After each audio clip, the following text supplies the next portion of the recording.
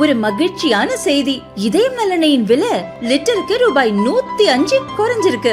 September 2023ல 1 litre இதயம் நலனையின் அதிகபட்ச விலை ரூபாய் 503. ஆனா இப்ப 1 லிட்டர் இதயம் நலனையின் விலை ரூபாய் 398 மட்டும்தான் தமிழ்நாட்டுல. அப்ப இனிமே எல்லாரும் இதயம் நலனை வாங்கலாம் இல்ல? இது வரைக்கும் காட்டுக்குள்ள போனவங்க யாரும் திரும்பி வந்ததே இல்ல. பிரபல பின்னணி பாடகி கல்பனா ஹைதராபாத் நிஜாம்பேட்டையில் உள்ள அவரது வீட்டில் நேற்று மாலை சுயநினைவின்றி போலீசாரால் மீட்கப்பட்டார்.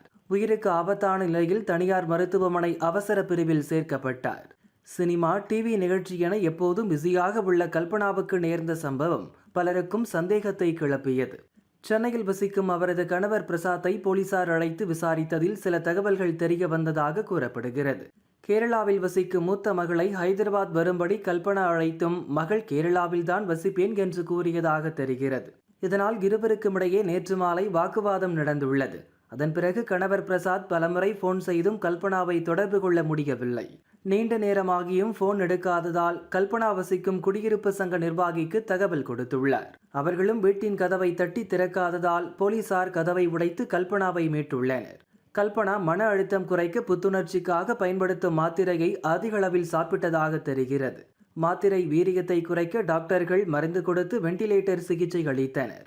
சிகிச்சைக்கு பிறகு கல்பனாவுக்கு இன்று சுயநினைவு திரும்பியதாகவும் அபாய கட்டத்தை தாண்டிவிட்டதாகவும் டாக்டர்கள் கூறினர்.